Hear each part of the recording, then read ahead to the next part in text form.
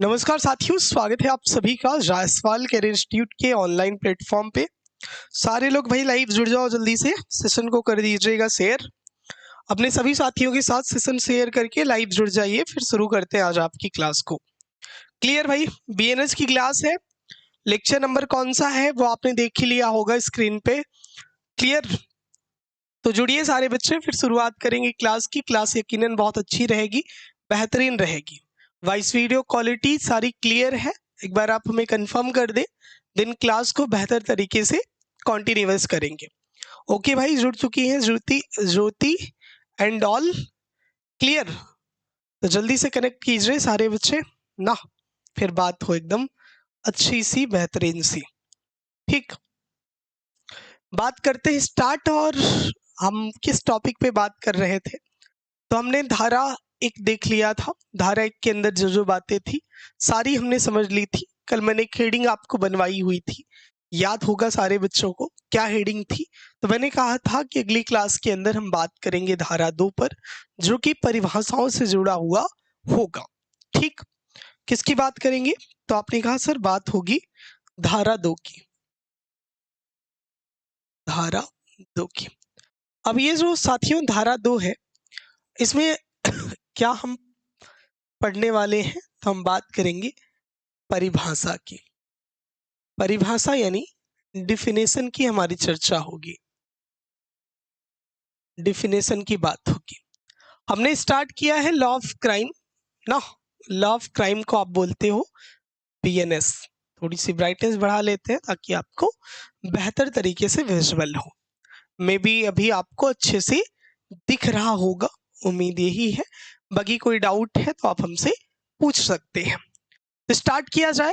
धारा में हम बात करेंगे क्लॉजेस की, कि धारा 2 का पहले क्लॉज में क्या बात कही गई है, दूसरे क्लॉज के अंदर क्या बात है, तीसरे क्लॉज के अंदर क्या बात है। ऐसे ही हम चीजों के बारे में समझेंगे। तो स्टार्ट करते हैं। बात कर रहे हैं हम धारा 2 की।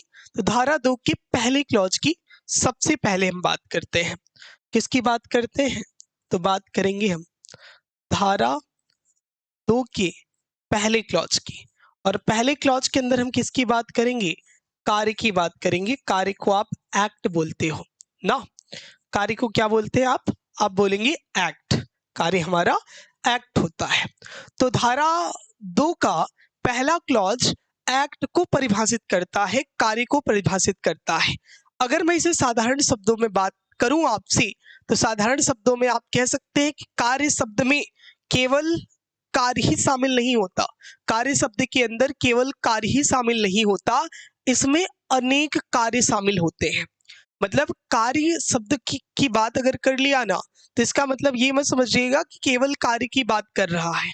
इसके अंदर अनेक कार्यों की चर्चा आपसे करेगा। अगर मैं सीधे तौर पर इसमें परिभाषित जो शब्द कार्य है उसकी परिभाषा की आपसे बात करूं, तो इसकी परिभाषा सीधे तौर पर धारा 2 की क्लॉज 1 में कही गई है कि सब जो कार्यों शब्द जो कार्य शब्द की शब्दावली है, आप कह सकते हैं उसी प्रकार से प्रतीत होती है जिस तरह से कार्य का। कहने का मतलब ये है, देखिए थोड़ी सी बात अटपटी टाइप की सीधे तौर पे लिखी गई है, लेकिन इसका सीधे तौर पे मतलब है कार्य का मतलब केवल कार्य नहीं होता। कार्य का मतलब केवल कार्य नहीं होता, इसमें विभिन्न कार्यों से इसका आशय है। कहने का मतलब है कार्य शब्द केवल एक कार्य नहीं है, केवल एक ही कार्य इसमें सम्मिलित नहीं है, बल्कि अनेक कार्य सम्मिलित हैं। ये बात धारा 2 के पहले क्लॉज में कही गई। क्या कही गई? तो नोट करिएगा, कहा गया कि कार्य शब्द केवल एक ही कार्य से सम्मिलित नहीं है।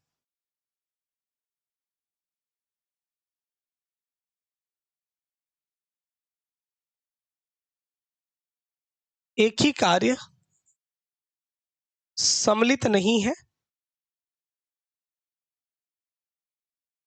बल्कि भाई एक ही कार्य सम्मिलित नहीं होगा तब, तो बल्कि अनेक कार्य सम्मिलित है, बल्कि अनेक कार्य सम्मिलित हैं। ये बात आपको ध्यान रखनी है,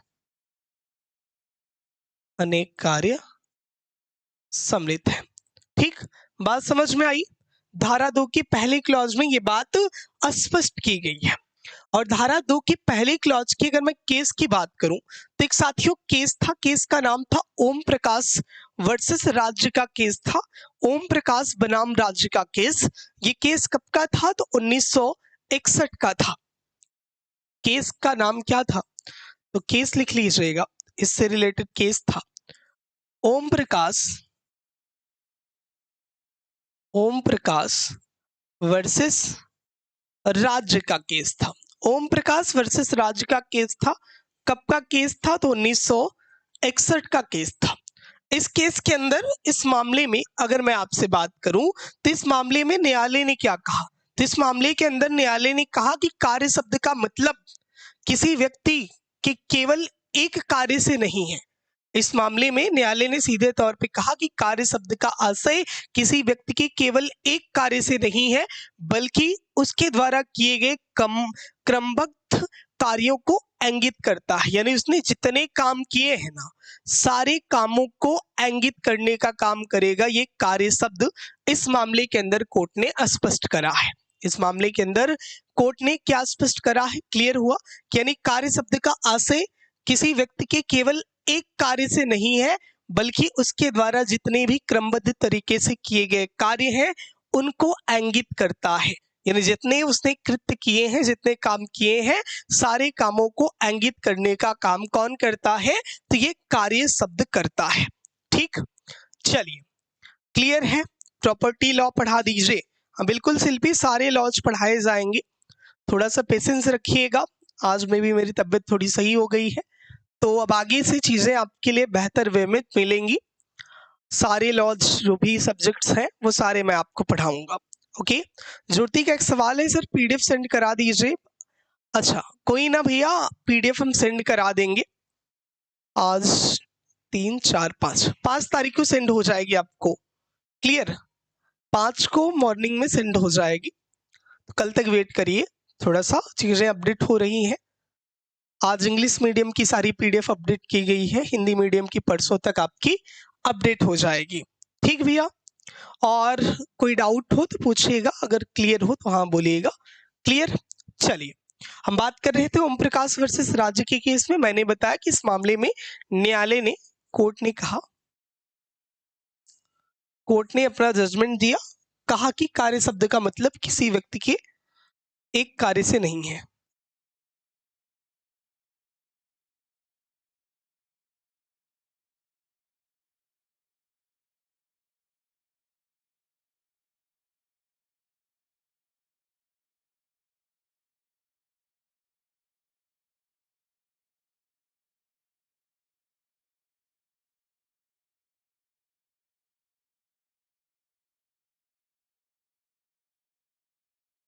एक कार्य से नहीं है, बल्कि उसके द्वारा क्रमबद्ध कार्यों से है।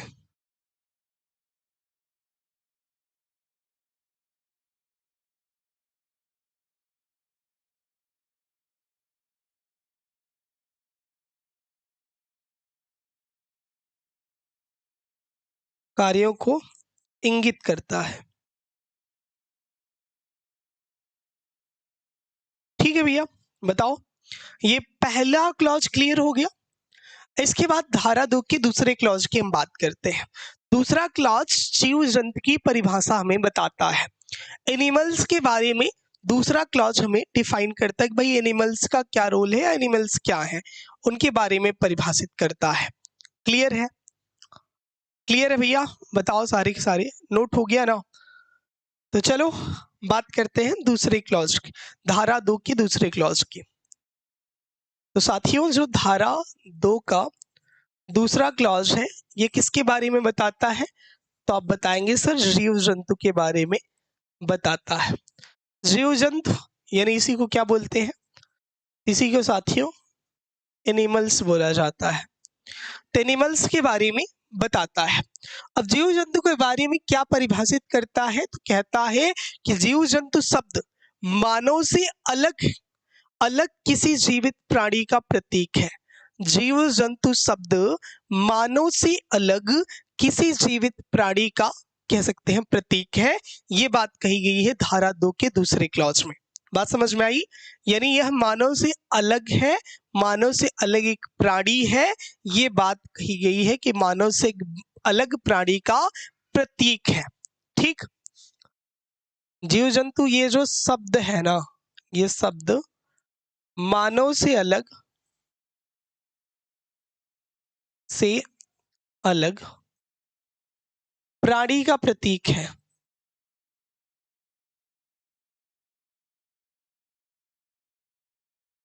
क्लियर है, समझ आया? यानी भाई साहब जीव जंतु की आप बात करेंगे ना तो वो अलग ही होगा। वो ऐसा नहीं कि वो आप मानव से रिलेट कर लोगे। आपको मानव से रिलेट नहीं करना है कभी भी जीव जंतु शब्द को। जीव जंतु शब्द जो है पूरी तरह से मानव का प्रतीक नहीं है, ये मानव से थोड़ा सा अलग है। इस बात को अपने दिमाग में सेट करके रखिएगा। ऐसी धारा 2 के दूसरे क्लॉज में जीव जंतु को परिभाषित किया गया है। क्लियर हुआ? आगे मैं बात करूं, आगे बात करते हैं धारा 2 के तीसरे क्लॉज में। तो धारा 2 के तीसरे क्लॉज के अंदर शिशु के बारे में बात की गई, शिशु को परिभाषित किया गया है।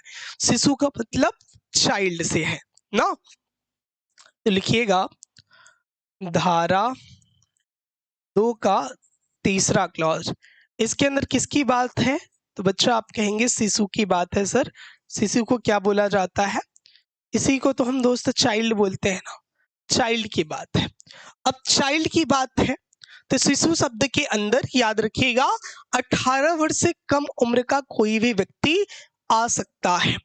18 वर्ष से कम उम्र का कोई भी व्यक्ति शिशु के अंदर आ सकता है, शिशु शब्द के अंदर काउंट हो सकता है। ठीक, तो लिख लीजिएगा इसके अंदर 18 वर्ष से कम उम्र का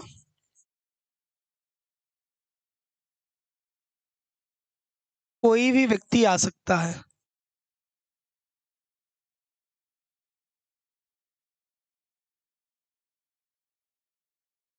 ठीक है भैया, यानी कोई व्यक्ति 18 वर्ष से कम उम्र का है तो ये धारा 2 की तीसरे क्लॉज में शिशु जो शब्द है इसकी परिभाषा के अंतर्गत काउंट हो सकता है।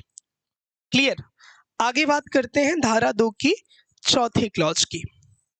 देखिएगा दोस्त, चौथे क्लॉज में अगर मैं आपसे बात करूं तो चौथे क्लॉज में कूटकरण यानी काउंटर फीट के बारे में बताया गया है।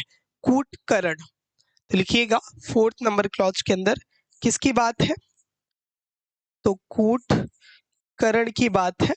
कूटकरण को इंग्लिश में बोलते हैं काउंटर फीट, काउंटर फीट। ठीक, इसके बारे में क्या परिभाषित किया गया है? कूटकरण के बारे में कहा जाता है कि कोई व्यक्ति जो एक चीज को दूसरी चीज के समान इस इरादे से करता है, एक कोई भी चीज है उसको दूसरी चीज के समान इस इरादे से करता है कि वह जैसे चीज से प्रवंचना करे तो माना जाएगा कि भाई कूटकरण करता है। कहने का मतलब है कि एक जैसा व्यवहार करना, एक जैसा व्यवहार यानी दो चीजें हैं, दोनों के साथ एक जैसा एक समान इरादे से व्यवहार करना, प्रवंचन करना ही बच्चा कूटकरण कहा जाता है। मतलब आप समझे, सबके साथ समान रूप से व्यवहार करना, कोई बड़ा है तो भी छोटा है तो भी वहां पे डिफरेंस नहीं करना, चीजों के बीच कोई अंतर नहीं करना ही आपका क्या बोला जाता है? कूटकरण बोला जाता है। ठीक है, मेरी बात क्लियर है? बताइएगा। Okay, clear? लिखिए कि ये कूटकरण परिभाषित करता है कि किसी व्यक्ति जो एक चीज को लिख सकते हैं, किसी व्यक्ति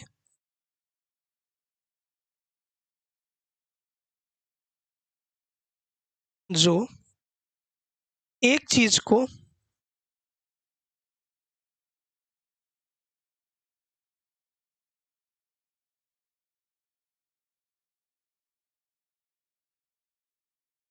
को दूसरे चीज से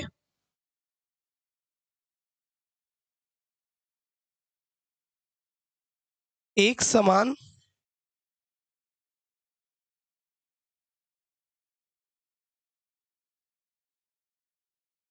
एक समान इस इरादे से करता है कि वह, एक समान इस इरादे से करता है कि वह, अब भाई साहब करता है कि वह उसके जैसी चीज से प्रवंचना करे।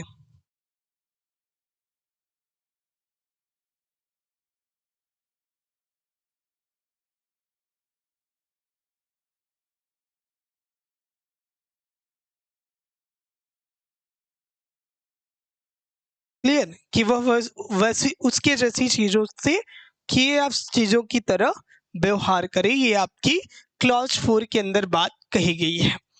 क्लियर है? इसका मैं स्पष्टीकरण आपको दे दूं। स्पष्टीकरण अगर मैं बात आपसे करूं तो कूटकरण, कूटकरण के लिए जरूरी नहीं है कि, क्या जरूरी नहीं है कि नकल ठीक वैसी ही हो, ऐसा जरूरी नहीं है। ठीक, स्पष्टीकरण के तौर पर यहाँ पे लिख लीजिएगा ब्रैकेट बना के, क्या स्पष्टीकरण, क्या लिखेंगे आप कि कूटकरण हेतु लिखें, कूटकरण के लिए यह जरूरी नहीं है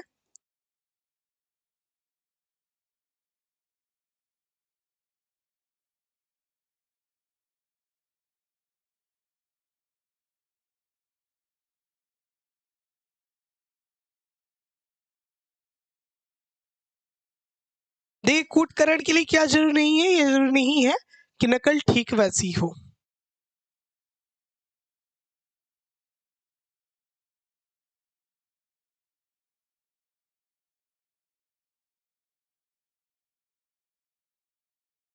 ठीक है, लिखिए जल्दी से, जिनको स्क्रीनशॉट लेना है स्क्रीनशॉट ले सकता है।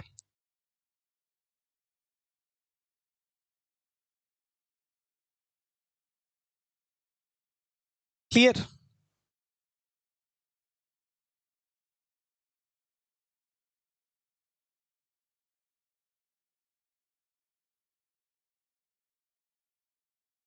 क्लियर है भैया?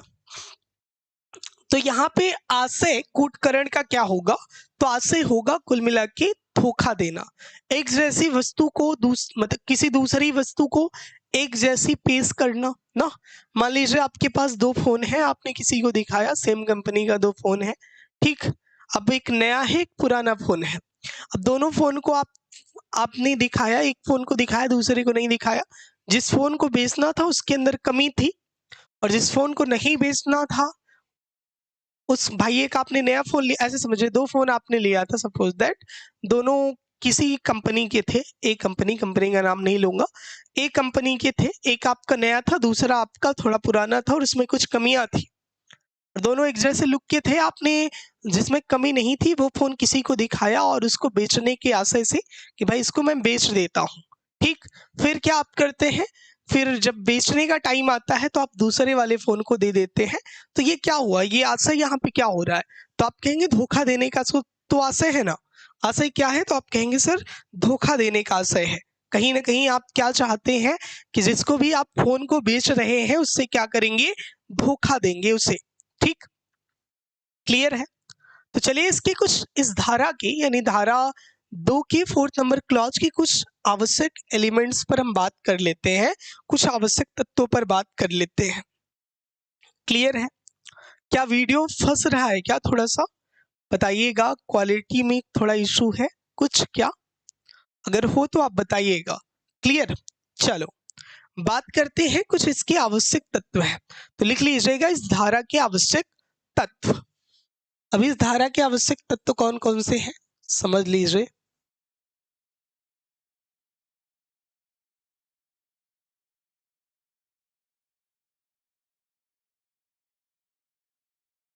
तो मेरे भाई इस धारा के आवश्यक तत्वों में कौन कौन से तत्व देखने को आपको मिलेंगे, तो देखिएगा भैया, पहला जो आवश्यक तत्व है वो है कि वस्तु को दूसरी वस्तु के जैसे बनाना जिससे धोखा हो सके। वस्तु को, एक वस्तु को दूसरे वस्तु के जैसे बनाना ताकि धोखा हो सके, ये पहली बात है। लिख लीजिए, एक वस्तु को दूसरे वस्तु की जैसे बनाना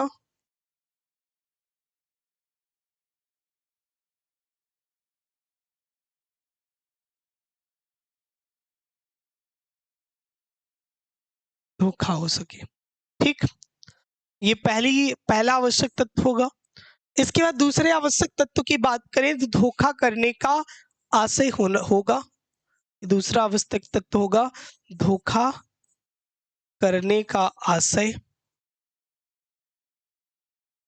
क्लियर, धोखा करने का आशय ये दूसरा आवश्यक तत्व होगा।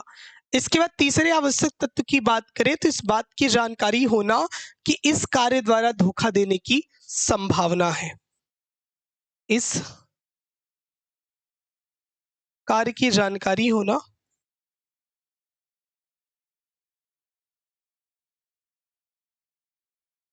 भाई, किस कार्य की जानकारी होना कि कार्य दूसरे को धोखा देने इस कार्य की जानकारी होना कि कार्य दूसरे को धोखा देने से है।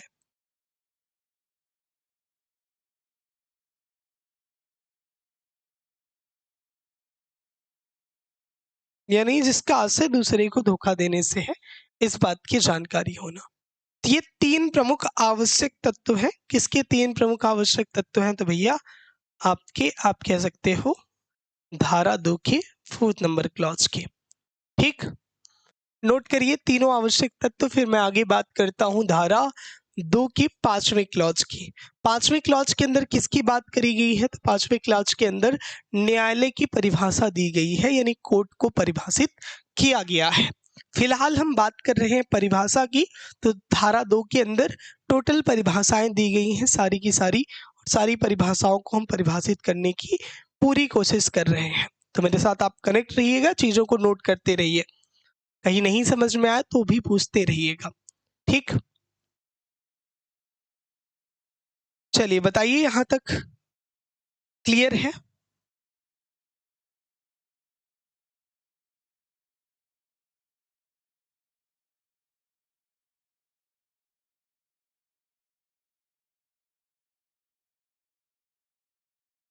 क्लियर? हाँ आरती, क्या सवाल है भैया आपका? देखिए किसी का कोई सवाल है तो आप पूछ लीजिएगा, मैं बताऊंगा ना। चलो आगे बात करते हैं। आगे बात करेंगे धारा 2 की 5वें क्लॉज की। इसकी बात करेंगे हम। तो धारा 2 का 5वां क्लॉज किसके बारे में बताता है? तो आप बताएंगे सर ये न्यायालय के बारे में बताता है।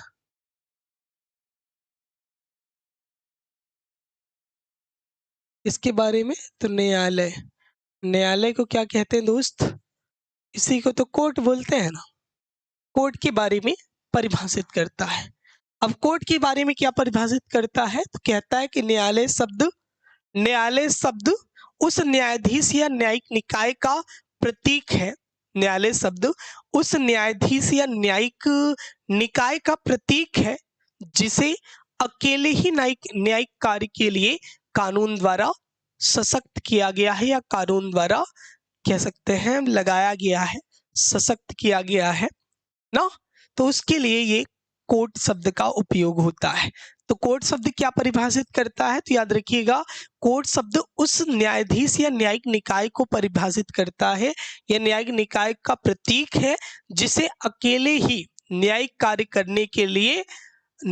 करने के लिए कानून द्वारा सशक्त किया गया है, कानून द्वारा नियुक्त किया गया है। ये बात आप कह सकते हैं, ये कोर्ट शब्द को परिभाषित करता है।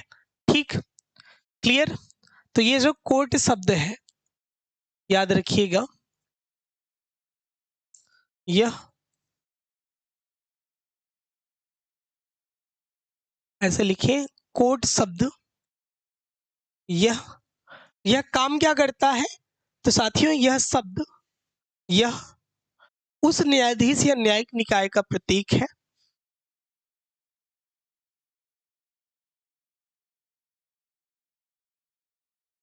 उस न्यायाधीश या न्यायिक निकाय का प्रतीक है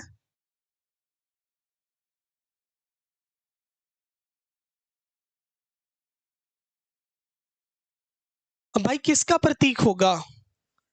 प्रतीक है रो। अब देखिए किसका प्रतीक होगा, रो लिख लीजिएगा। अकेले न्यायिक कार्य को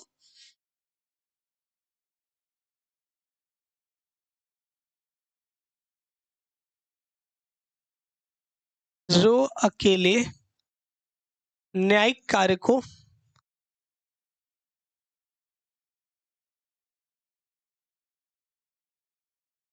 करने के लिए कानून द्वारा नियुक्त है।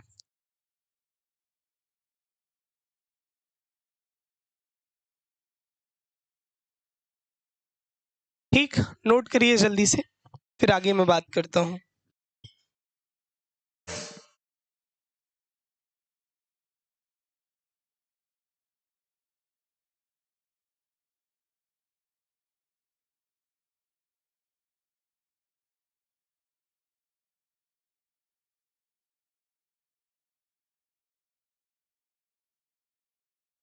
क्लियर है भैया? बताओ।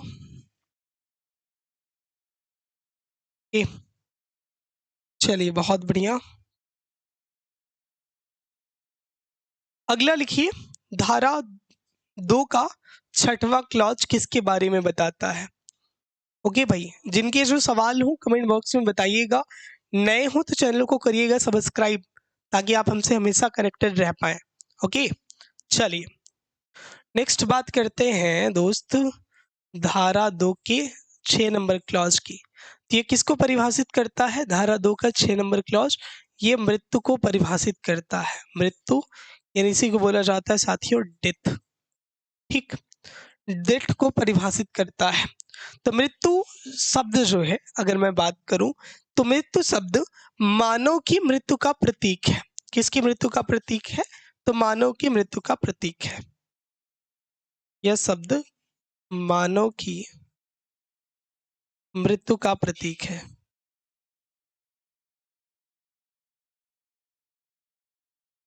ठीक, वर्ड टू वर्ड चीजों को याद रखिएगा। धारा हो गया 5, धारा हो गया 6। इसके बाद मैं बात करता हूं धारा 2 का 7वां क्लॉज। तो धारा 2 का 7वां क्लॉज क्या कहता है? तो ये बात करता है बेईमानी की। बेईमानी की बात करता है। बेईमानी को क्या बोलेंगे? इसी को तो आप डिसऑनेस्टली बोलते हैं ना, डिसऑनेस्टी। डिसऑनेस्टी आप इसे कहते हैं या डिसऑनेस्टली बोल लो। इस वर्ड को परिभाषित करता है धारा 2 का 7वां क्लॉज। क्या कहता है? बेईमानी इसके अनुसार क्या है ना, ये बताइए बेईमानी क्या होती है? बेईमानी का मतलब यही होता है क्या कि आपने किसी से कुछ लिया हो और फिर आप मुकर गए हो अपनी बात से, भाई नहीं मैं तुम्हारे साथ गलत ही करना चाहता हूँ, मैं ये काम नहीं करूंगा या नहीं कर सकता वगैरह वगैरह। तो बेईमानी का मतलब, अगर मैं बात करूं धारा 2 के 7वें क्लॉज के अकॉर्डिंग, इसका मतलब है कि कोई कार्य करना जो व्यक्ति को सदोष अभिलाष, सदोष अभिलाष यानी गलत फायदा पहुंचाए। यानी कोई ऐसा कार्य जो व्यक्ति को गलत फायदा पहुंचाए या अन्य व्यक्ति को गलत नुकसान पहुंचाए, उसी को आप कहते हैं बेईमानी। ठीक, समझ में आया? ऐसा कार्य जो किसी व्यक्ति को गलत फायदा पहुंचाए या जो किसी व्यक्ति को गलत नुकसान पहुंचाए, उसी को आप बेईमानी बोलते हो। समझ में आई बात मेरी? क्या मैंने कहा? मैंने आपसे कहा इसके बारे में, ऐसा कृत्य जो ऐसा कृत्य जो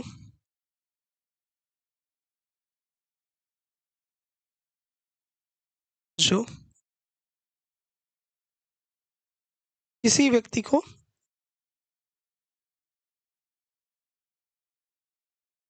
गलत गलत भैया फायदा पहुंचाए, किसी व्यक्ति को क्या करे भाई? तो आप कहेंगे गलत फायदा पहुंचाए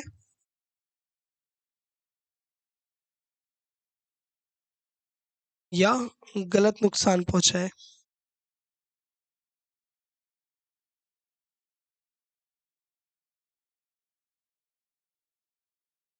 ठीक, गलत फायदा पहुंचा है या गलत नुकसान पहुंचा है उसी को आप बेईमानी बोलोगे। और आप लोग ये ऐसे टर्म्स हैं जिनको आप लोग अच्छे से जानते हो, कोई ऐसा नहीं है कि पहली बार आप सुन रहे हैं जीवन में। आपने कई बार कहा होगा कि सर जो है फला व्यक्ति ने मेरे साथ बेईमानी करी है, मेरा ये खेत था, उस खेत को इसने हड़प लिया है। ऐसे कई सारे केसेस आपने सुने होंगे गांव वगैरह से, अगर आप बिलोंग करते होंगे तो आपने अक्सर परिवार के अंदर ये बातें सुनी होगी कि फला व्यक्ति ने मेरे साथ ये काम कर दिया, गलत काम, बेईमानी करी है इसने, ये करा है वो करा है एक दूसरे पर। तो मतलब गलत फायदा उठाया होगा या भाई सामने वाले व्यक्ति का गलत नुकसान हुआ होगा। तो एक व्यक्ति का फायदा होगा तो दूसरे व्यक्ति का नुकसान होगा, ये बात कंफर्म है। क्लियर, नोट करिएगा। ओके,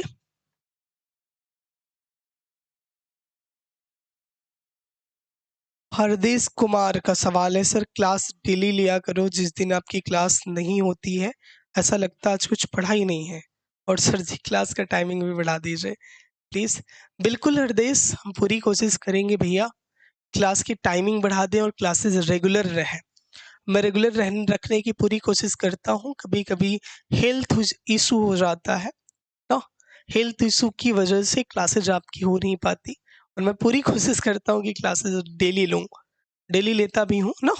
हेल्थ इशू बीच बीच में कभी कभार हो जाता है, लेकिन अब मैं पूरी कोशिश करूँगा कि खुद को सही रखूँ, क्योंकि कभी कभी होता है ना लापरवाही, एक होती है लापरवाही, लापरवाही अगर आप करते हो कभी कभार तो हेल्थ इशू क्रिएट होता रहता है ना। बट डोंट वरी, आगे से क्लासेज आपकी टाइमली होंगी। ओके, चलिए आगे मैं बात करता हूँ। ये तो धारा 2 का 7वां क्लॉज है। इसके बाद हम बात करते हैं धारा 2 के 8वें क्लॉज की। तो धारा 2 के 8वें क्लॉज में किसको डिफाइन करा गया है? तो आप बताएंगे सर दस्तावेज को डिफाइन करा गया है, डॉक्यूमेंट को डिफाइन करा गया है। कहाँ पर मैं बात कर रहा हूँ? मैं फिलहाल बात कर रहा हूँ धारा 2 के 8वें क्लॉज में। किसके बारे में डिफिनेशन दी गई है? तो आप बताएंगे सर दस्तावेज के बारे में बताया गया है। नोट कीजिएगा किसके बारे में? तो दस्तावेज के बारे में। दस्तावेज को साथियों क्या बोलते हैं? इसी को आप डॉक्यूमेंट बोलते हैं ना। डॉक्यूमेंट के बारे में डिफाइन करा गया है।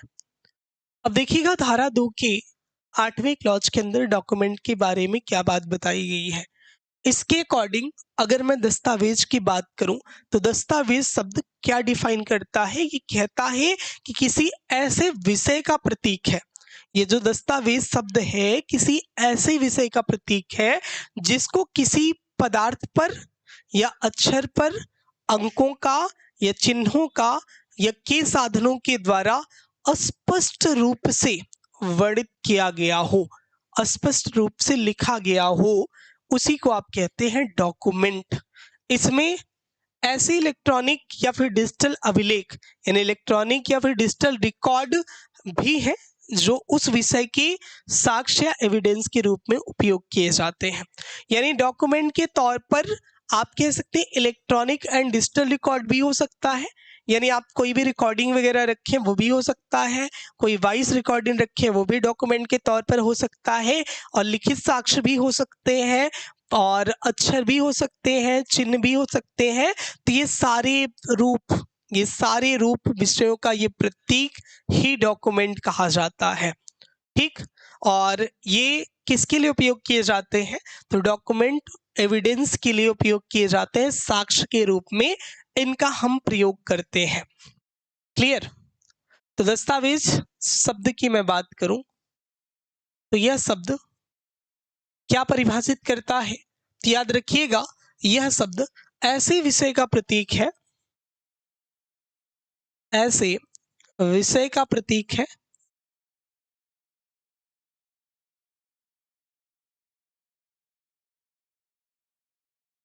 जो, अब भाई कैसे विषय का प्रतीक है? तो याद रखिएगा ऐसे विषय का प्रतीक है जो किसी पदार्थ पर, यानी पदार्थ का मतलब कॉपी हो गई भाई, कोई पैड हो गया, कोई कह सकते हैं डॉक्यूमेंट हो गया ना, तो जो किसी पदार्थ पर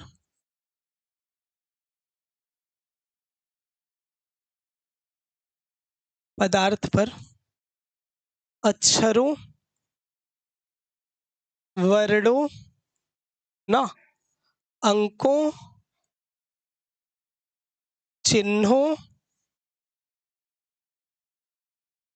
चिन्हों द्वारा परिभाषित हो।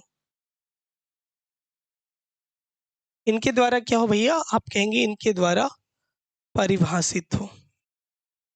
परिभाषित हो तो वो क्या हो जाएगा, वो डॉक्यूमेंट के तौर पर उपयोग किया जाएगा साक्ष्य के रूप में, मतलब तो ये आपका हो जाएगा। और बाकी ये जो डॉक्यूमेंट वर्ड है ना, ये इलेक्ट्रॉनिक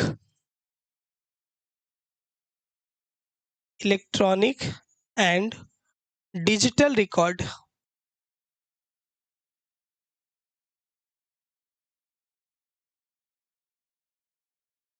देखिएगा ये इलेक्ट्रॉनिक और डिजिटल रिकॉर्ड को भी मान्यता देता है।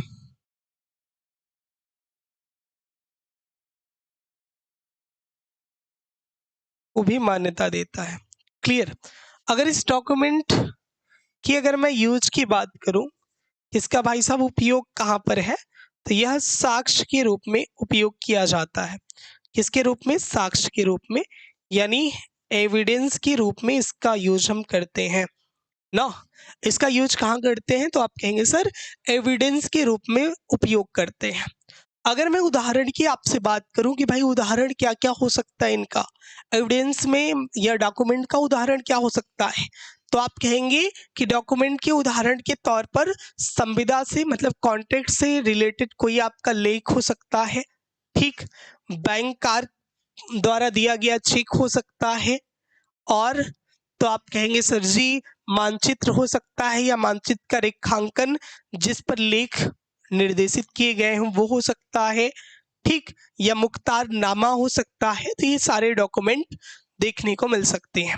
तो एग्जाम्पल के तौर पर क्या क्या मैंने आपको बताया, तो मैंने अभी आपसे कहा कि संविदा से संबंधित लेख हो सकता है, संविदा से संबंधित लेख हो सकता है,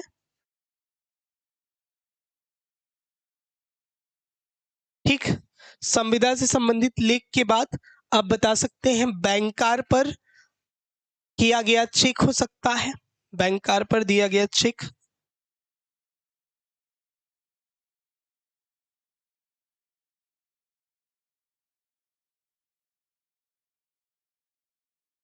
पर दिया गया चेक,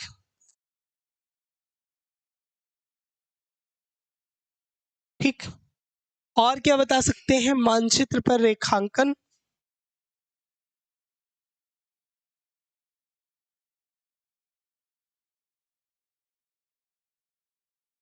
रेखांकन लेख, तो ये सारा आ सकता है दस्तावेज। ईटीसी लिख लीजिएगा, ढेरों दस्तावेज डॉक्यूमेंट होते हैं। आपके भी निजी लाइफ में ढेरों डॉक्यूमेंट होंगे। आपने अभी तक जितनी मार्कशीट वगैरह इकट्ठा करी होगी ना, वो भी एक प्रकार से डॉक्यूमेंट के तौर पर ही उपयोग किए जाते हैं। आपने अभी तक पढ़ाई करी होगी तो जाहिर सी बात है आपके पास ढेरों मार्कशीट वगैरह होंगी, वो भी डॉक्यूमेंट ही हैं एक प्रकार से, ठीक। नोट करिए सारे बच्चे, जल्दी से नोट करिए भैया, किसी को कोई डाउट हो तो पूछिए, और यहाँ तक क्लास समझ में आ रही हो तो भी बताइएगा हाँ सर क्लियर है, ठीक। देखिए म्यूट नहीं होना है, कुछ बच्चे हमारे म्यूट हो जाते हैं, ये म्यूट होना गंदी बात है। बोलते रहोगे, बात करते रहोगे, बात करने का मतलब है डाउट्स पूछना, डाउट पूछोगे तभी क्लैरिटी होगी, डाउट्स नहीं पूछोगे तो लगेगा हाँ, मुझे लगेगा सब समझ में आ गया, और आपको लगेगा कि भाई हाँ समझ में आ गया। अगर नहीं समझ में आया है तो वो अपने आप को एडजस्ट मत करिएगा, ठीक। मेरा कहने का मतलब ये है भाई, नहीं समझ में आया तो ओपनली आप पूछिए, और एक अच्छा टीचर, एक बेहतर टीचर वही होता है जो आपके डाउट्स को क्लियर कर पाए। और मेरा मानना ये है कि एक बेहतर स्टूडेंट वही होता है जो अपने अंदर आने वाली शंकाओं, अपने अंदर आने वाले जो डाउट हैं, जो मिथ है, उनको टीचर के सामने स्पष्ट तौर पे रखे। अगर आप मेरे सामने अपनी बातों को रखेंगे, जो भी आपका डाउट है, तो मैं उसको बेहतर तरीके से क्लियर कर पाऊंगा। और बाकी मैं आपके अंदर जाके तो देख नहीं सकता ना, ये बात है। जैसे आप डॉक्टर को दिखाने कभी जाते हैं ना, डॉक्टर को दिखाने जाते हैं ना, डॉक्टर क्या कहता है कि भाई डरना नहीं है तुमको, तुमको तुम्हारे पास जो प्रॉब्लम्स हो, तुम्हें जो दिक्कत लगे मेरे को बता दो साफ साफ कि भाई मुझे बुखार है, सर्दी है, जुकाम है या क्या है, तो मैं आपको अच्छी से अच्छी दवा, अच्छा से अच्छा कह सकते हैं प्रिस्क्रिप्शन दूंगा। बट अगर आप डॉक्टर से चीज़ों को छुपाएं, डॉक्टर को ही ना बताएं, तो फिर कहीं ना कहीं तो इशू है ना, दिक्कत तो क्रिएट होगी। क्लियर? हाँ, ऐप पर विद्यांशु क्लास नहीं चल रही, बट आज अभी अपडेट हो जाएगी। ठीक, सारी क्लास और पैनल पीडीएफ मेरी क्लास के बाद अपडेट हो जाएगी, तो आप वहां से क्लास और पैनल पीडीएफ देख पाएंगे। कल का शेड्यूल भी देख पाएंगे, कल आपकी कुछ एक्स्ट्रा क्लासेस होंगी, ठीक, वो भी आप देख पाएंगे सारा कुछ। ओके ओके भैया, चलो आगे बात करते हैं। आपने नोट कर लिया होगा, स्क्रीनशॉट जिनको लेना हो तो साथियों ले सकते हैं आप। आगे मैं बात करता हूं धारा 2 का 9वां क्लास। ठीक, क्या बात करते हैं? तो हम बात करते हैं धारा 2 के 9वें क्लॉज की। धारा 2 के 9वें क्लॉज की अगर मैं आपसे चर्चा करूं तो ये 9वां क्लॉज किससे रिलेटेड है दोस्त? तो ये जो 9वां क्लॉज है वो कपट पूर्वक यानी फ्रॉड से रिलेटेड है, या फ्रॉडलेंटली कह लो उससे रिलेटेड है ना। कपट पूर्वक लिख लीजिएगा, ये किससे को परिभाषित करता है? तो कपट पूर्वक आप कह सकते हैं। ठीक, कपट पूर्वक आप कह सकते हैं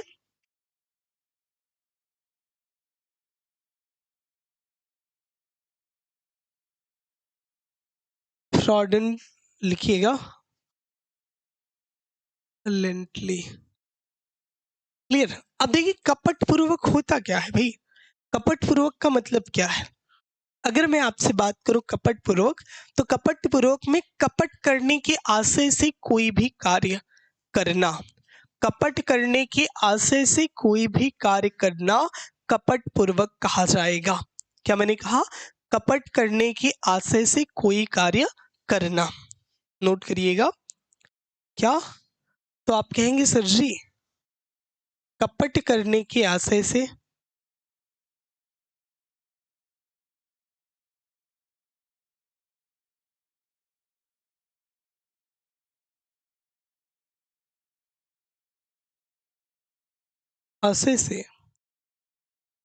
कोई कार्य करना। ठीक, कपट करने के आशय से कोई भी कार्य करना कपट पूर्वक कहा जाएगा। कपट पूर्वक में 2 जरूरी बातें हैं। वो 2 जरूरी बातें कौन सी हैं कपट पूर्वक की? तो याद रखिएगा, किसी के साथ आप कपट करेंगे ना, तो पहला आशय क्या होगा? तो आप कहेंगे सर धोखा देने का आशय होगा ना। कपट करने का मतलब क्या है कि धोखा देने का आशय होगा। कपट करने का मतलब ही है भाई धोखा देने का आशय होगा।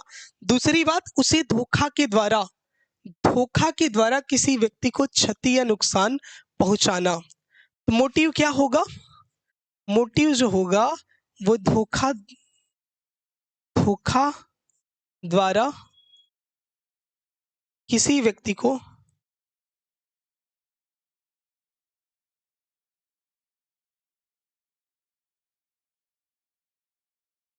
क्षति या नुकसान पहुंचाना।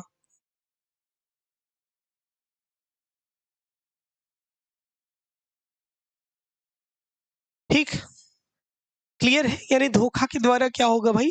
धोखा के द्वारा किसी व्यक्ति को नुकसान पहुंचाना ही मोटिव हो जाएगा किसका? कपट करना। धोखा के द्वारा किसी व्यक्ति को नुकसान पहुंचाना, ये आपकी 2 जरूरी बातें इसके अंदर सम्मिलित होंगी। क्लियर है? ये 2 जरूरी बातें इसके अंदर सम्मिलित होंगी, इस बात को ध्यान में रखिएगा। ठीक, अभी हम ढेरों क्लॉजेस पे बात करेंगे ना। पूरा धारा 2 के अंदर कितने क्लॉज आते हैं? अभी तक मैंने आपसे कितनी बात करी है? 9 तक बात करी है ना। अब लिखिएगा धारा 2 का 10वां क्लॉज क्या कहता है। क्लियर? एग्जाम्पल की बात कर ले क्या गाइस? बोल सकते हैं आप। अगर मैं उदाहरण की बात करूं तो उदाहरण के तौर पे आप क्या कह सकते हैं? तो उदाहरण के तौर पर आप यह कह सकते हैं कि भाई एक कोई मामले की बात हम कर लेते हैं। कोई मामला है जिसमें बी का बैंक खाता नहीं था। एक मामला था जिसमें बी का बैंक खाता नहीं था, लेकिन ए मानता था कि बैंक में खाता था। यानी यहाँ मतलब कुल मिला के भाई कोई कैंडिडेट है बी, उसका खाता बैंक में नहीं था, बट ए को लगता था, ए मानता था कि बी का खाता बैंक में है, और इस विश्वास पर बी के नाम से नकल करता है, इस विश्वास पे क्या करता है, बी के नाम का यूज करता है कि फलाने व्यक्ति का खाता आपके बैंक में है या बैंक में है, और उससे क्या करता है, लाभ लेता है। तो ऐसे केस में न्यायालय ने इस पर क्या निर्णय दिया, तो न्यायालय ने इस पर निर्णय दिया कि ए का इरादा धोखा देने का नहीं था, ए का इरादा धोखा देने का नहीं था। हालांकि किसी व्यक्ति को धोखा दिया नहीं जा सकता है क्योंकि बी का बैंक में खाता ही नहीं था। यानी अगर आपको पता करना हो ना कि बी का खाता था या नहीं था, तो बी से डायरेक्टली आप इंटरप्ट करोगे। जब तक डायरेक्टली आपने इंटरप्ट नहीं किया, डायरेक्टली आपने बात नहीं की, तब तक आप ये नहीं कह सकते ना कि बी ने धोखा दिया। क्लियर? बात मेरी समझ आई आपको? बात मेरी आपको शायद नहीं समझ आई होगी। मैं सिर्फ इतना सा कह रहा हूं कि मैं मान लूं कि आप पीसीएसजे के टॉपर हैं, मैं मान लूं खुद से कि आप पीसीएसजे के टॉपर हैं और आप वास्तव में टॉपर ना रहे, तो ऐसे केस में क्या मैं ये कह सकता हूं कि आपने मुझे धोखा दिया है? क्या मैं ये कह सकता हूं क्या कि आपने मुझे धोखा दिया है? तो इस पर आप क्या स्पष्टीकरण देंगे? इस पर तो आप यही कहेंगे ना कि सर हमने कोई धोखा तो नहीं दिया है, मैंने तो ये आपसे कहा नहीं था कि मैं टॉपर हूं, आप खुद ही मान गए कि आप टॉपर हैं, तो इसमें मैं अब क्या ही करूं ना। धोखा देने वाली तो बात आई नहीं है कहीं पे। या फिर मैं आपसे, या फिर आप हमसे आगे कहेंगे भाई मैं टॉपर हूं और मैं बाद में देखूं, चेक कराऊं तो पता चले कि भाई आप टॉपर ही ना हो, फिर वहां पे केस अलग हो जाएगा। अगर आप व्यक्तिगत कोई लाभ लेते हैं मुझसे ना, गलत कार्य करके, गलत बात बता के अगर कोई लाभ लेते हैं, तो फिर वो अलग हो जाएगा। अगर आप कोई भी लाभ नहीं लेते या कोई मेरा नुकसान नहीं होता है, नहीं मुझे कोई फायदा होता है, तो इसमें किसी भी प्रकार का कोई धोखा शामिल नहीं होगा। ठीक? यानी आपको वहम था, गलत फहमी थी, तो उस गलत फहमी के चक्कर में आपने कुछ अपने से सोचा, अपने से कार्य किया, तो उसमें कोई धोखा देने वाली या धोखा वाली बात नहीं होगी। ठीक? ये बात आपको कंफर्म दिमाग में सेट करके रखनी है। हरदेश जहां जहां केसेस है बच्चा, मैं केस साथ में लेकर चल रहा हूं, मैं समझाने की पूरी कोशिश कर रहा हूं, और डोंट वरी, जहां जहां भी केसेस है सारे केसेस मैं बताते हुए, केसेस को साथ लेकर चलते हुए आगे बढ़ूंगा। इससे आप निश्चिंत रहें, किसी भी प्रकार का कोई संशय या कोई डाउट अपने मस्तिष्क में, अपने जहन में मत रखिएगा। कोई भी इस बात को ध्यान में रखें, कोई भी आपको डाउट नहीं रखना है। क्लियर है मेरे भाई? बात समझ में आई? एग्जाम्पल के तौर पे ये बात आप डिनोट कर सकते हैं। एज एग्जाम्पल क्या कह सकते हैं कि ए को लगता था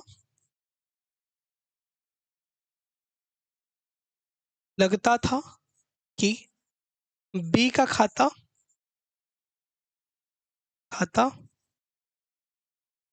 बैंक में है, बट वास्तव में नहीं था।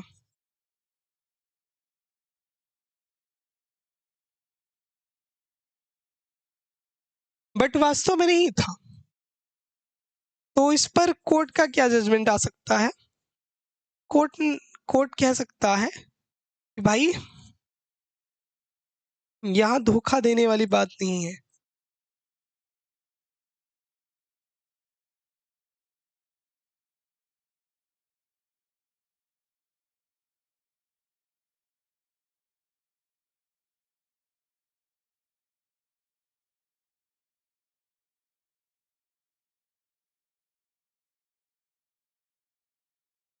ठीक?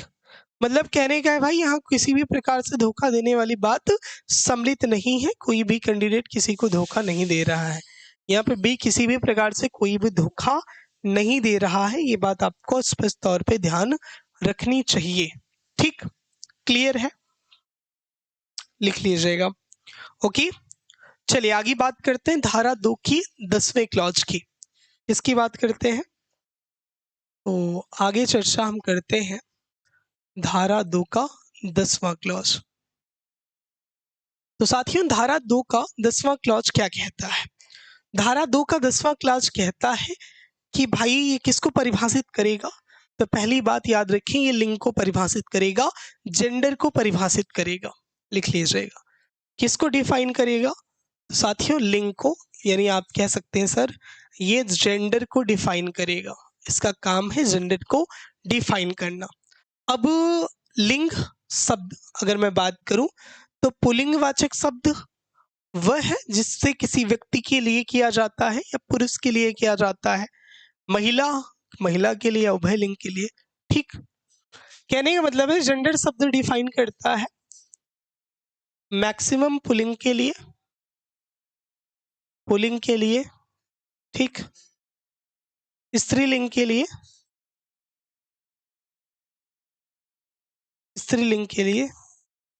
या फिर आप कह लीजिए उभय लिंग के लिए। क्लियर?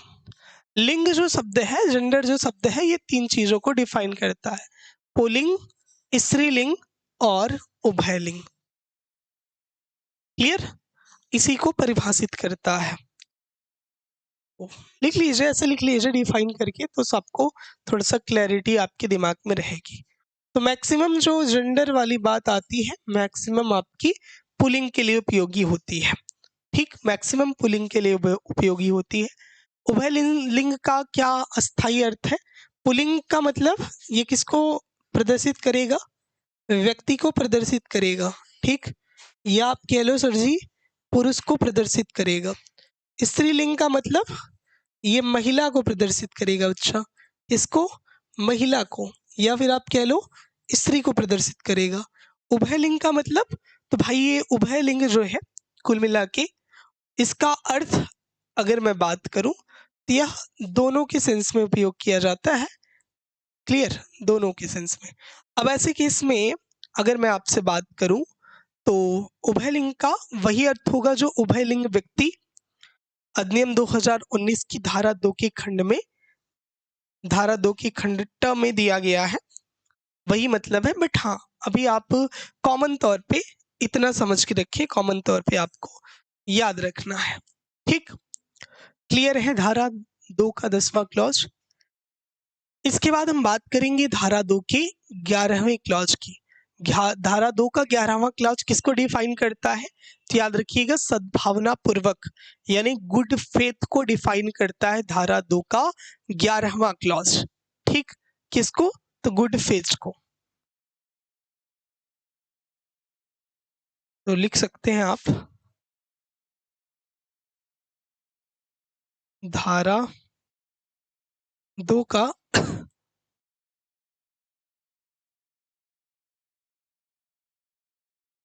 11वां क्लॉज किसको डिफाइन करता है? इसको सद्भावना पूर्वक को।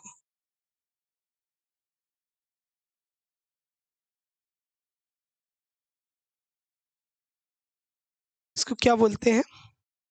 इसी को साथियों गुड फेथ कहते हैं। तो गुड फेथ को डिफाइन करने का काम करता है, सद्भावना पूर्वक को डिफाइन करने का काम करता है। गुड फेथ का मतलब क्या है? अगर मैं सीधे तौर पे बात करूं, गुड फेथ यानी सद्भावना पूर्वक, यानी कहने का मतलब है कि कोई बात अगर सद्भावना पूर्वक की गई है, यानी विश्वास की नहीं जाती है, जो पूरी सतर्कता और ध्यान के बिना की गई है, यानी कहने का मतलब है भाई साहब इस तथ्य पर विश्वास नहीं करता कि उसमें सतर्कता और ध्यान देने के बिना, जब जब जब जब किसी बात पर विश्वास बिना सतर्कता और बिना ध्यान दिए किया जाता है, उसी को सद्भावना पूर्वक कहते हैं। मतलब आप कह सकते हैं सर बिना सतर्कता एवं बिना ध्यान पूर्वक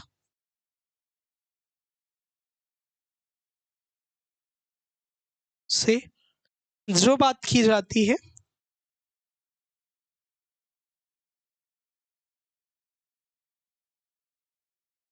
बात पर विश्वास किया जाता है,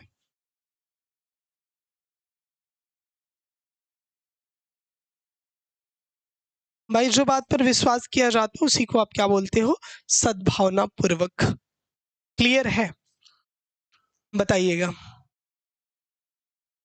क्लियर? नोट करें जल्दी से। धारा 2 का 11वां क्लॉज, धारा 2 का 12वां क्लॉज किसको परिभाषित करेगा? तो आप किसको बताएंगे? सरकार को, यानी गवर्नमेंट को। क्लियर? बस आपसे सवाल आपके पेपर में, अगर आप पीसीएस या कॉम्पिटिटिव एग्जाम्स देंगे तो वहां पे सवाल आएगा कि बताइए कौन सी धारा किसको डिफाइन करेगी मैच द फॉलोइंग में, यानी धारा 2 का 5वां क्लॉज, धारा 2 का 3रा क्लॉज, धारा 2 का 4था क्लॉज, ऐसे सारी 4 दे देगा और बोलेगा भाई साहब इसका मिलान करो। तो आपको ऑप्शन दे देगा 2 3 4 5, 1 2 3 4। तो वहां पे आपको फिर दोनों को मिलान करना पड़ेगा। मिलान करने का मतलब सिर्फ सिंपल सा है भाई, चीजों को मैचेबल करना पड़ेगा। ठीक, नोट करिए, फिर आगे मैं लिखाता हूँ, आगे समझाता हूँ।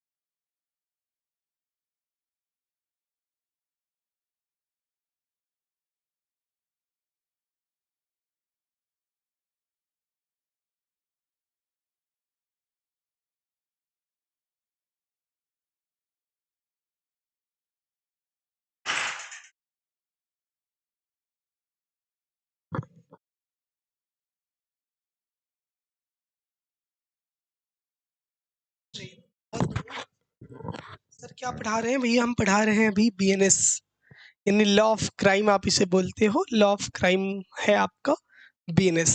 ठीक, शिल्पी का एक सवाल है, सेकंड सेमेस्टर के ऑब्जेक्टिव पेपर होते हैं, ऑब्जेक्टिव ही पढ़ा दिया करो सर आप। अच्छा, कोई ना, ऑब्जेक्टिव की सीरीज शुरू होगी जो सेकंड सेमेस्टर के लिए नहीं, लेकिन सब्जेक्ट वाइज सीरीज रहेगी। जैसे अभी पॉलिटी का चल रहा है ना, पॉलिटी या कॉन्स्टिट्यूशनल लॉ बोल लो, उसकी चली सौरभ सर के द्वारा, तो ऐसे ही सारे सब्जेक्ट की लॉ वाली भी चलेगी, ठीक, कुछ टाइम के बाद।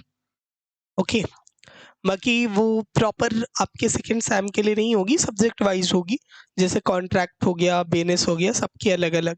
एमसीक्यू ना, एमसीक्यू वो भी प्रीवियस ईयर डेडिकेटेड रहेगी। कोशिश हम करेंगे कि मैक्सिमम क्वेश्चन प्रीवियस ईयर का रखें ताकि आपकी तैयारी बेहतर हो पाए। टारगेट पीसीएसजे एपीओ रहेगा। ओके, चलिए, ओके, थैंक यू भैया, बहुत बहुत आभार आपका। आगे बात करते हैं ना। कितना हो गया? ये कैसे पीछे आ गया भाई? गजब है ना। चलो कोई ना, लिखो धारा 12, धारा 2 का क्लॉज 12। आप हुआ भैया धारा 2 का 12वां क्लॉज किसको डिफाइन करता है दोस्त? तो आप कहेंगे सरकार को। सरकार यानी इसी को क्या बोलते हैं? इसी को आप सॉरी गवर्नमेंट बोलेंगे ना, गवर्नमेंट बोलेंगे। अब ये गवर्नमेंट के अंदर कौन कौन आएगा? तो गवर्नमेंट के अंदर आपको ध्यान रखना है केंद्र सरकार और राज्य सरकार दोनों ही सम्मिलित होंगी। गवर्नमेंट के अंदर कौन सम्मिलित होगा? तो कह सकते हैं कि केंद्रीय सरकार या कोई या राज्य सरकार दोनों सम्मिलित होंगी, दोनों ही शामिल होंगी। ये किसको परिभाषित करेगा? तो इसके अंदर केंद्र व राज्य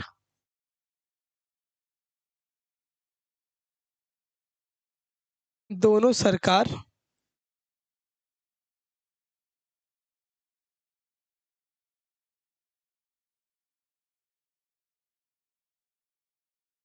ठीक, केंद्र व राज्य दोनों सरकार शामिल होगी। ये बात धारा 2 के 12वें क्लॉज के अंदर डिफाइंड है। आगे हम बात करते हैं, तो आगे नोट करिएगा धारा 2 का 13वां क्लॉज। तो धारा 2 के 13वें क्लॉज की हम बात करें तो इसके अंदर हम संश्रय की बात करेंगे। संश्रय यानी हार्बर। क्लियर? संश्रय की हमारी बात होगी, संश्रय। इसी को आप क्या बोलते हैं? इसी को आप हार्बर बोलेंगे। हार्बर के बारे में बात होगी, हार्बर को परिभाषित करेगा। और संश्रय में बात करें तो संश्रय किसी व्यक्ति को आश्रय देना, किसी व्यक्ति को क्या करना? आश्रय देना, भोजन देना, पेय, धन, वस्तु, आयुध, गोला बारूद या फिर साधन या पकड़ साधन से जाने से बचने के लिए किसी व्यक्ति की मदद करना या सम्मिलित करना। यानी कुल मिला के भाई साहब सिंपल सी बात है कि यह वर्ड संश्रय, संश्रय का मतलब होता है भाई साहब आपको एक ऐसी सुविधा प्रदान करना जिस सुविधा का आप उपयोग कर पाए। किसी भी व्यक्ति को अगर हम आश्रय दे रहे हैं तो उसका मतलब संश्रय होगा। पीने के लिए पानी दे रहे हैं, खाने के लिए खाना दे रहे हैं, धन दे रहे हैं, वस्त्र दे रहे हैं, आयुध या फिर आप कह लो सर जी गोला बारूद दे रहे हैं, या वाहन के साधन दे रहे हैं, क्लियर, और या फिर पकड़े जाने से बचा रहे हैं, तो उसी को आप संश्रय कहेंगे। उसी को आप संश्रय कहेंगे, यानी किसी व्यक्ति की मदद करना, किसी व्यक्ति की मदद करना ही शामिल होगा संश्रय में। ठीक, लिख लीजिए सिंपल सा, किसी व्यक्ति की मदद करना, किसी व्यक्ति की मदद करना, किसी व्यक्ति की मदद करना। अब मदद करने में क्या क्या आ सकता है? तो मदद करने में ढेरों चीजें आ सकती हैं जो मैंने आपसे डिफाइन करी है। किसी व्यक्ति को आप आश्रय दे सकते हैं, ठीक, किसी व्यक्ति को आप खाना दे सकते हैं, पानी दे सकते हैं, गोला बारूद दे सकते हैं, ठीक, किसी व्यक्ति को आप गाड़ी दे सकते हैं, किसी व्यक्ति को आप बचा सकते हैं, बचाना, ठीक, किसकी बात कर रहे हैं? व्यक्ति को ना, व्यक्ति को अगर आप ये सब कर रहे हैं इत्यादि, तो इसी को आप बोलेंगे संश्रय। यही क्या बोला जाएगा? इसी को आप हार्बर बोलते हैं, यही आपका संश्रय होगा। ठीक, तो ऐसे नोट कर लीजिए, जैसे मैं नोट आपको सीरियल से करा रहा हूं, विदाउट एनी हेजिटेशन चीजों को नोट करिएगा, समझिएगा, फिर आगे बढ़ेंगे। क्लियर? बताओ। इसके बाद आगे बात करें तो धारा 2 का 14वां क्लॉज किसको बताएगा? तो धारा 2 का 14वां क्लॉज इंजरी को शो ऑफ करेगा, इंजरी को बताएगा। यानी इंजरी को क्या बोलते हैं? तो आप बोलेंगे क्षति को डिफाइन करेगा। इससे संबंधित एक केस है तमिलनाडु राज्य बनाम नलिनी का एक केस है। ठीक, लिखिएगा तमिलनाडु राज्य बनाम नलिनी। इसी में केस का नाम भी लिख सकते हैं आप, इसका नाम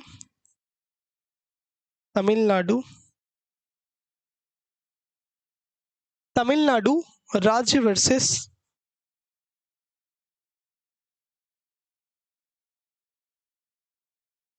नलिनी। ये केस जो था वो कब का था? तो आप कहेंगे 1998 का था, 1998 का साथियों केस था। इस मामले के अंदर क्या बात सामने आई? तो इस मामले में न्यायालय ने क्या कहा कि पत्नी को अपने पति को संश्रय देने के लिए केवल इस आधार पर अभियोजित नहीं किया जाएगा कि अपने पति के साथ उसी घर में निवास कर रही थी। यानी पत्नी को अपने पति को संश्रय देने के लिए इस केस में क्या हुआ? इस मामले में न्यायालय ने क्या कहा? इस मामले में कोर्ट का साथियों जजमेंट था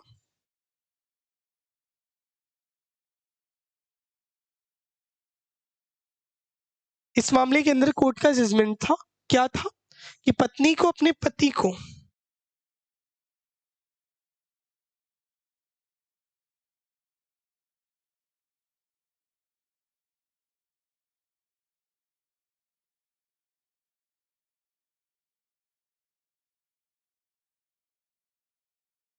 अपने पति को संश्रय देने के लिए केवल इस आधार पर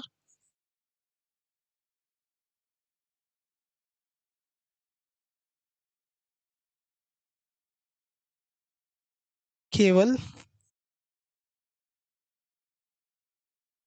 इस आधार पर क्या भाई? केवल इस आधार पर अभियोजित नहीं किया जाएगा,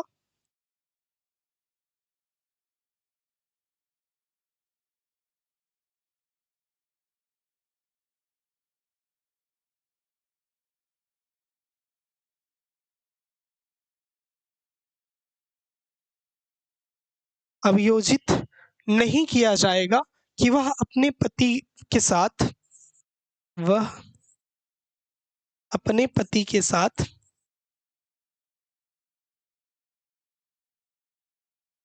उसी घर में रहती है।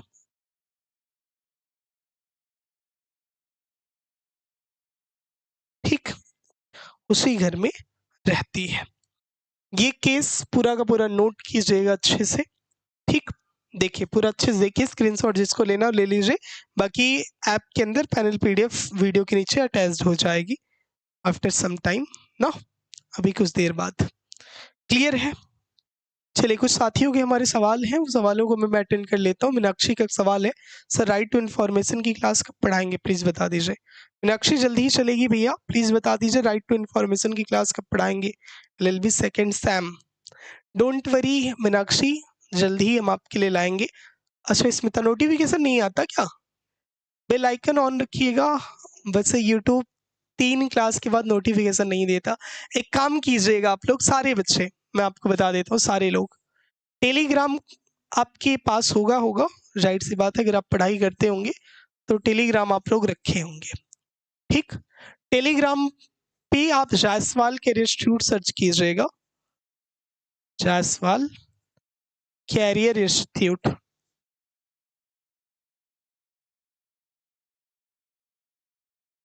ये सर्च कीजिएगा और चैनल ज्वाइन कर लीजिएगा जायसवाल कैरियर इंस्टीट्यूट का। वहां पे आपको सारा नोटिफिकेशन मिल जाएगा, सारा नोटिफिकेशन क्लासेस का, अपडेट्स का, ये सब ना, सारा नोटिफिकेशन आपको टेलीग्राम पे मिल जाएगा। क्लियर है भैया? और एक सवाल किसका है भाई? रुद्र का, आई एम न्यू हियर, कोई बताएगा क्या सर पढ़ा रहे हैं? भाई साहब BNS चल रहा है। ठीक, आपने थंबनेल पर देखा होगा भारतीय न्याय संहिता, टाइटल में देखा होगा भारतीय न्याय संहिता, तो जी हाँ बिल्कुल BNS चल रहा है। और BNS का लेक्चर नंबर 4 पर हम बात कर रहे हैं, जिसमें सेक्शन 2 की बात हो रही है, जिसके अंदर परिभाषा का जिक्र है, डिफिनेशन का जिक्र है। उसी डिफिनेशन के अंदर हम बात कर रहे हैं, धारा 2 के 13वें क्लॉज में संश्रय की डिफिनेशन दी गई है, और ऐसे ही आगे 14वें क्लॉज के अंदर क्षति यानी इंजरी की डिफिनेशन है, और 12वें क्लॉज के अंदर गवर्नमेंट यानी सरकार की डिफिनेशन है। ये सारी बातें चल रही हैं फिलहाल। डेली रात्रि 9:10 से समझ के रखिएगा, क्लास आपकी स्टार्ट हो जाएगी।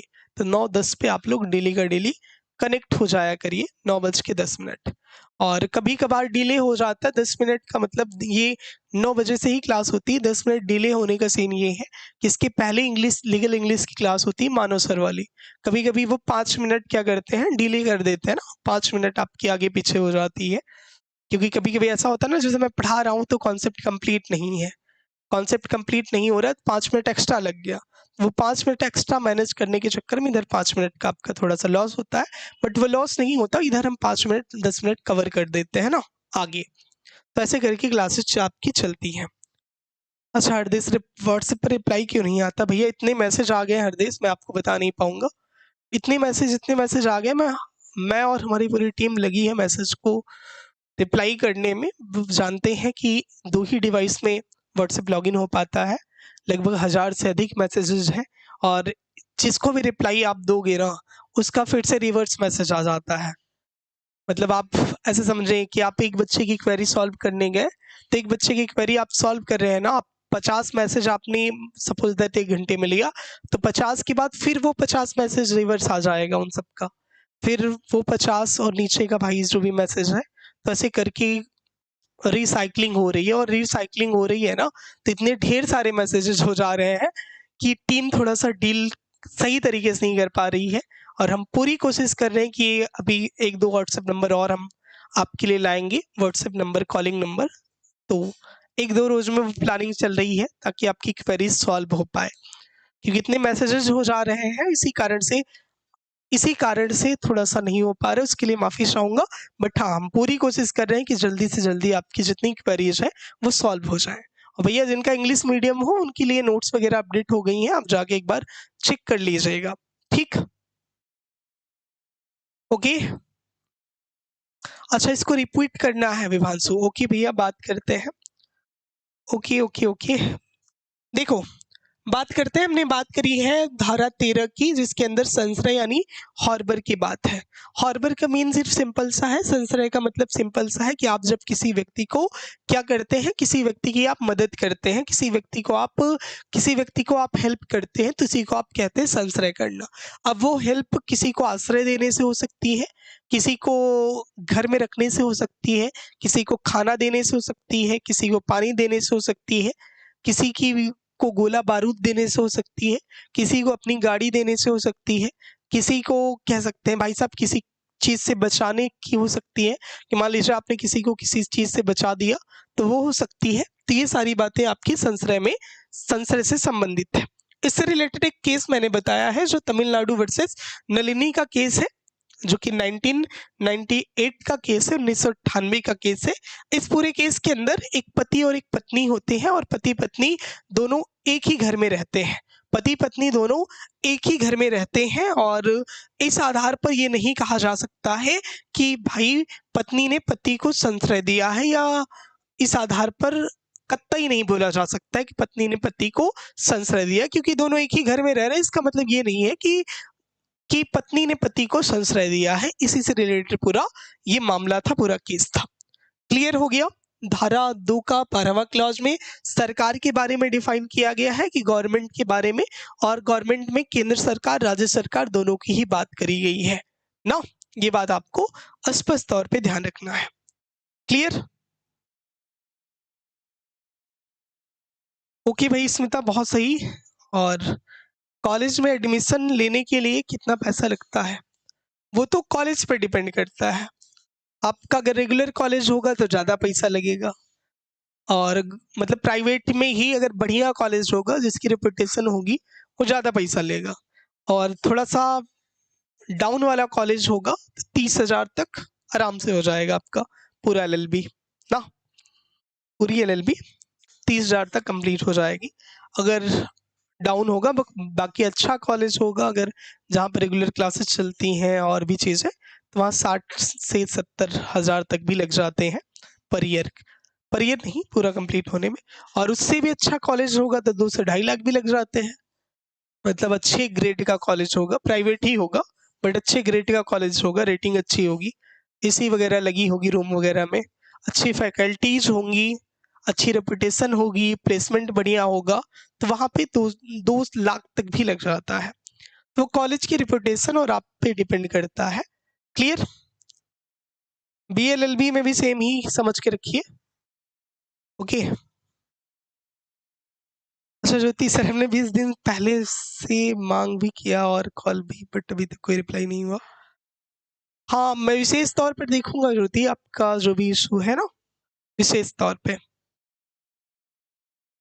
तौर पे देखूंगा, आपको नोट्स का इशू है वो मैं क्लियर करा दूंगा।